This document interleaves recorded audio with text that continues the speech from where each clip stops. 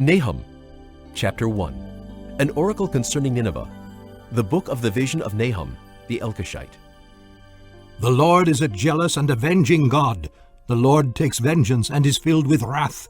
The Lord takes vengeance on his foes and maintains his wrath against his enemies. The Lord is slow to anger and great in power. The Lord will not leave the guilty unpunished. His way is in the whirlwind and the storm, and clouds are the dust of his feet. He rebukes the sea and dries it up. He makes all the rivers run dry. Bashan and Carmel wither, and the blossoms of Lebanon fade. The mountains quake before him, and the hills melt away. The earth trembles at his presence, the world and all who live in it. Who can withstand his indignation? Who can endure his fierce anger? His wrath is poured out like fire. The rocks are shattered before him. The Lord is good, a refuge in times of trouble. He cares for those who trust in him. But with an overwhelming flood he will make an end of Nineveh. He will pursue his foes into darkness. Whatever they plot against the Lord, he will bring to an end. Trouble will not come a second time. They will be entangled among thorns and drunk from their wine. They will be consumed like dry stubble. From you, O Nineveh, has one come forth who plots evil against the Lord and counsels wickedness. This is what the Lord says. Although they have allies and are numerous, they will be cut off and pass away. Although I have afflicted you, O Judah, I will afflict you no more. Now I will break their yoke from your neck and tear your shackles away. The Lord has given a command concerning you, Nineveh. You will have no descendants to bear your name. I will destroy the carved images and cast idols that are in the temple of your gods. I will prepare your grave, for you are vile. Look there on the mountains, the feet of one who brings good news, who proclaims peace. Celebrate your festivals, O Judah, and fulfill your vows. No more will the wicked invade you. They will be completely destroyed. Chapter 2. An attacker advances against you, Nineveh.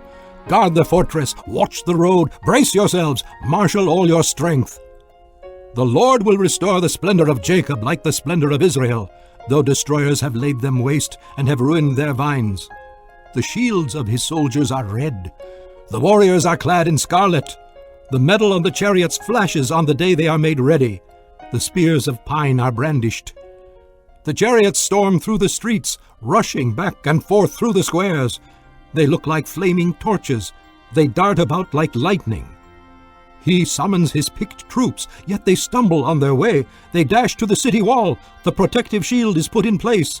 The river gates are thrown open and the palace collapses. It is decreed that the city be exiled and carried away. Its slave girls moan like doves and beat upon their breasts. Nineveh is like a pool, and its water is draining away. Stop! Stop! They cry. But no one turns back. Plunder the silver, plunder the gold. The supply is endless, the wealth from all its treasures. She is pillaged, plundered, stripped. Hearts melt, knees give way, bodies tremble, every face grows pale. Where now is the lion's den? The place where they fed their young, where the lion and lioness went and the cubs, with nothing to fear. The lion killed enough for his cubs and strangled the prey for his mate, filling his lairs with the kill and his dens with the prey. I am against you, declares the Lord Almighty. I will burn up your chariots in smoke, and the sword will devour your young lions. I will leave you no prey on the earth. The voices of your messengers will no longer be heard. Woe to the city of blood, full of lies, full of plunder, never without victims. The crack of whips, the clatter of wheels, galloping horses and jolting chariots, charging cavalry, flashing swords and glittering spears, many casualties, piles of dead, bodies without number, people stumbling over the corpses. All because of the wanton lust of a harlot, alluring, the mistress of sorceries, who enslaved nations by her prostitution and peoples by her witchcraft. I am against you, declares the Lord Almighty. I will lift your skirts over your face. I will show the nations your nakedness, and the kingdoms your shame. I will pelt you with filth. I will treat you with contempt, and make you a spectacle. All who see you will flee from you and say, Nineveh is in ruins. Who will mourn for her?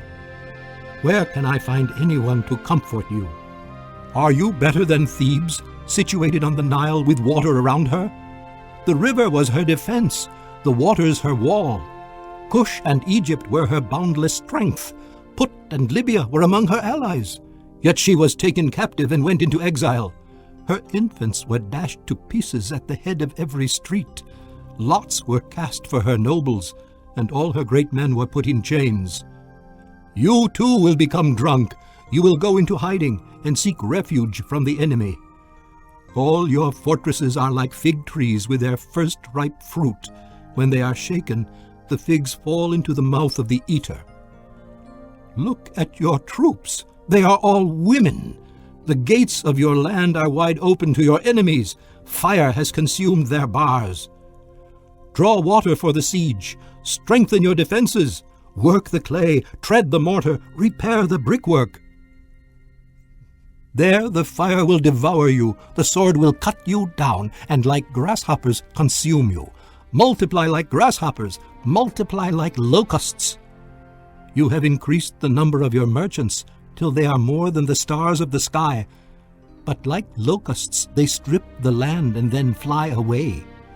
Your guards are like locusts, your officials like swarms of locusts that settle in the walls on a cold day. But when the sun appears, they fly away, and no one knows where. O king of Assyria, your shepherds slumber, your nobles lie down to rest. Your people are scattered on the mountains with no one to gather them. Nothing can heal your wound. Your injury is fatal. Everyone who hears the news about you claps his hands at your fall. For who has not felt your endless cruelty?